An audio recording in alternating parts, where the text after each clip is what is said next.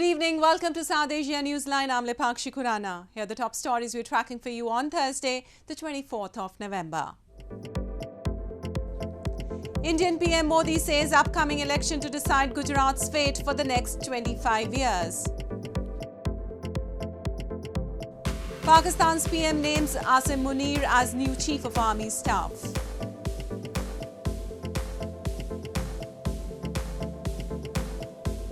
And Sri Lankan President vows to crush unlawful anti-government protest. And now for all the details. Indian Prime Minister Narendra Modi on Thursday said the upcoming assembly election in Gujarat is all about deciding the state's destiny for the next 25 years as he continued his campaign trail in the state. The vote is likely to offer a clue to prospects of PM Modi's ruling BJP in a general election due by 2024. Indian Prime Minister Narendra Modi on Thursday said the upcoming assembly election in Gujarat is all about deciding the state's destiny for the next 25 years as he held a series of rallies in the state to woo voters.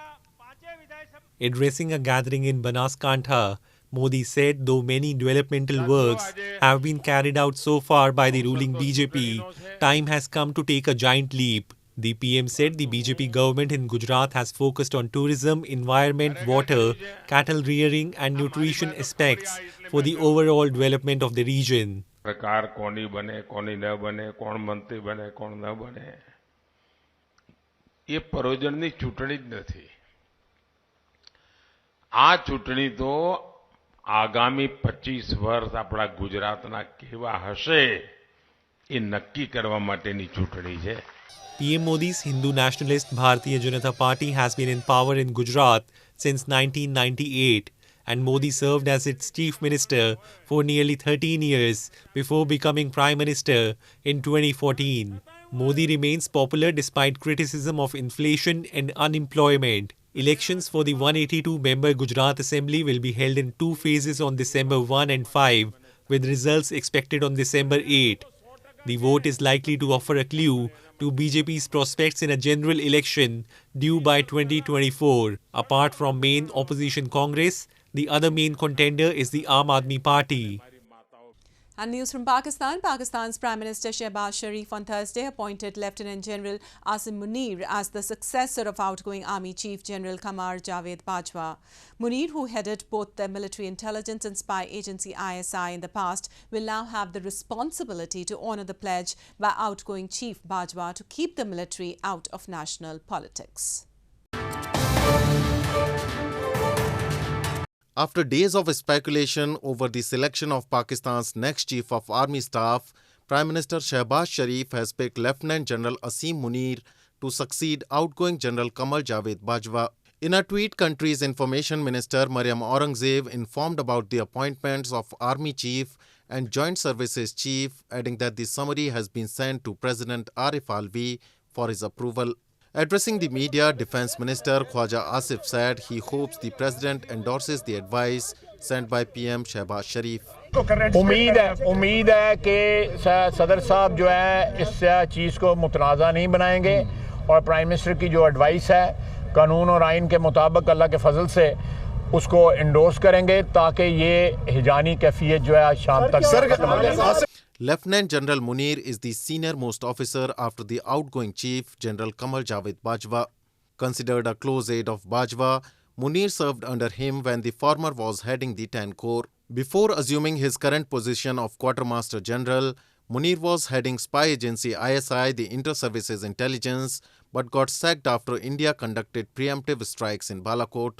His appointment for Army Chief coincides with a dispute between the military and the former Prime Minister. Imran Khan accuses the army of complicity in his ouster earlier this year. While the army denies any such role, it is believed it plays an extraordinarily influential role in the governance of the nuclear-armed nation. Well, more news from Pakistan. The IMF on Wednesday said timely finalization of a recovery plan is essential to support the discussion and financial support for Pakistan. The statement comes after Pakistan's Finance Ministry earlier said they will expeditiously finish the technical engagement with IMF to complete the 9th review of the bailout program. The International Monetary Fund (IMF) on Wednesday said timely finalization of a recovery plan from flood is essential to support the discussion and financial support for Pakistan. This comes after the disagreement between the global lender and the South Asian nation over the flood damage, where the latter estimates damage varies from 10 billion to 40 billion US dollars. To add to the woes, Pakistan's credit default crossed 80% mark last week. The global lender's representative in Islamabad, Esther Perez Ruiz, said the timely finalization of the recovery plan is essential. The IMF staff is continuing discussions with Pakistani authorities over policies to reprioritize and better target support toward humanitarian needs, while accelerating reform efforts to preserve economic and fiscal sustainability.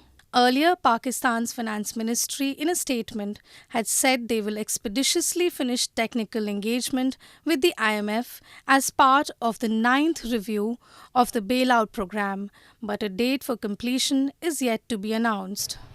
As Pakistan approaches the December 5 deadline to pay $1 billion international bond repayment, the fund from IMF can act as a lifeline for the South Asian nation. Its total foreign reserves with the central bank stood at $7.9 billion as of last week. And news from Afghanistan, signalling a possible return to practices common in its hardline rule in the 1990s. The Taliban has confirmed that 14 people were lashed for different crimes in Afghanistan's Logar province after 19 others were punished similarly elsewhere earlier this month. 14 people were lashed in a football stadium in Afghanistan's eastern Logar province, the Taliban-led Supreme Court said in a statement on Twitter on Wednesday. In the latest sign of the ruling group applying its strict interpretation of Sharia or Islamic law to criminal justice, it was the second confirmation of lashings by the Taliban this month, signaling a possible return to practices common in its hardline rule in the 1990s. 14 people, including 3 women, were lashed in the presence of scholars, authorities and people for different sins, including adultery, robbery and other forms of corruption, the Supreme Court said, adding 2 other people had also been lashed in Laghman province. Taliban spokesperson Zabiullah Mujahid recently said the Islamic Emirates Supreme Spiritual Leader Hebatullah Akhundzada met judges this month and said they should carry out punishments consistent with Sharia law. No foreign government has formally recognized the Taliban's administration over its track record on human rights since it took power in August 2021. It has been heavily criticized for a nationwide ban on secondary school for girls and restrictions on movement of women. Public lashings and executions by stoning took place under the previous 1996 to 2001 rule of the Taliban. Such punishments later became rare and were condemned by the foreign-backed Afghan governments that followed, though the death penalty remained legal in Afghanistan. Sri Lankan President Ranil Wickremesinghe on Wednesday rejected the opposition's demand for early parliamentary elections and vowed to use the military to crush any future anti-government protest aimed at regime change. He lamented that he will not dissolve the parliament until the ongoing economic crisis is resolved. Sri Lanka's President Ranil Wickremesinghe on Wednesday rejected the opposition's demand for early parliamentary elections and vowed to use the military to crush any future anti-government protests aimed at regime change. 73-year-old Wickremesinghe took over as the president in July this year after the then-president Gotabaya Rajapaksa fled Colombo, following massive anti-government protests over the country's worst economic crisis since 1948. Wickremesinghe told lawmakers on Wednesday that he will not dissolve the parliament until the economic crisis is resolved.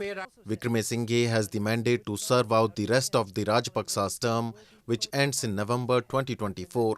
However, the opposition parties are demanding early elections, claiming that his government lacks electoral credibility. Smaller protests to demand the solution to the economic crisis have continued since Rajapaksa's ouster, and Wickremesinghe has also faced criticism for ordering a crackdown on demonstrators and detaining protest leaders under the draconian Prevention of Terrorism Act. Sri Lanka's worst financial crisis has been triggered by record low foreign exchange reserves that have left the island of 22 million people struggling to pay for essential imports, including fuel, food, cooking gas and medicine.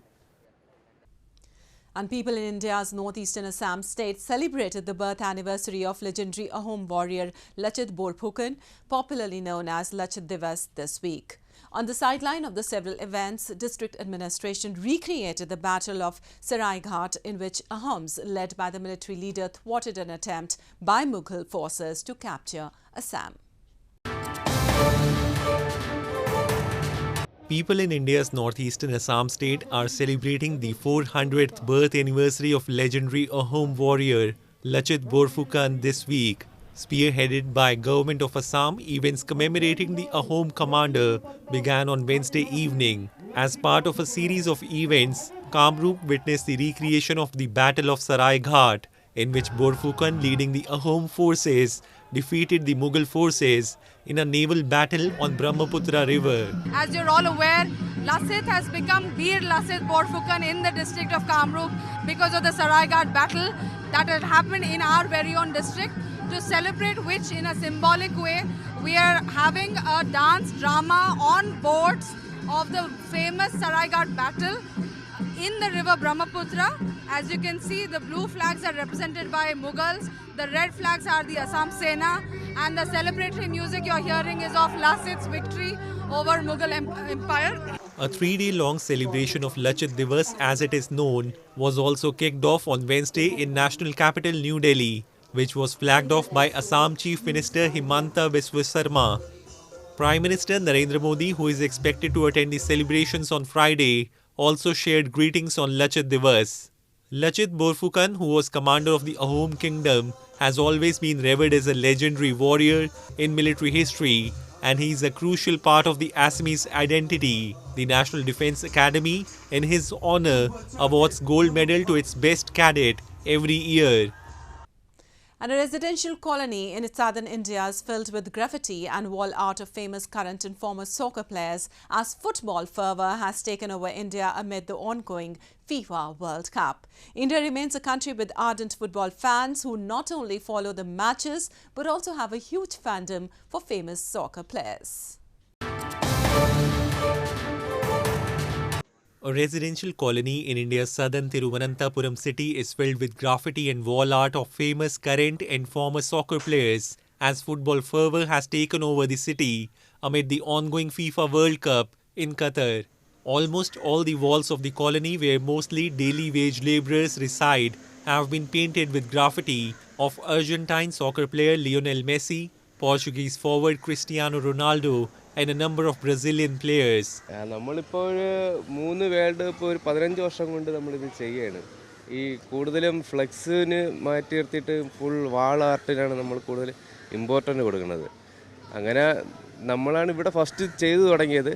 അതിനുശേഷം ഇപ്പം എല്ലാ ഏരിയയിലും എല്ലാവരും വാളിൽ ഓരോരുത്തരിങ്ങനെ ചെയ്യുന്നുണ്ട്. എല്ലാ കൂട്ടുകാരും ചെയ്യുന്നുണ്ട്. അപ്പോഴത്തേക്ക് ലാസ്റ്റ് ഇപ്പോൾ പറഞ്ഞ ഫേവറേറ്റ് ടീമായിട്ട് ബ്രസീൽ, അർജന്റീന, അങ്ങനെ പോർച്ചുഗൽ ആരെങ്കിലും വരുന്നുണ്ടെങ്കിൽ ലാസ്റ്റ് ടൈമിൽ ഇപ്പോൾ സ്ക്രീനിങ് വെച്ച് നല്ല ഗ്രാൻഡായിട്ട് നടത്തുക. To give competition to Argentine fans, supporters of Brazil put up paintings, cutouts and posters of soccer players including Neymar Jr. and Alisson Becker, as well as former players Kaká, Ronaldinho and Ronaldo. India remains a country with ardent football fans who not only follow the matches but also have a huge fandom for famous soccer players.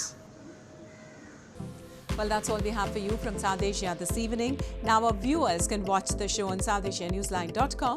You can also visit us on facebook.com/SAsiaNewsline and follow us on Twitter @SAsiaNewsline. That's all in tonight's edition. We'll see you same time tomorrow. Good night.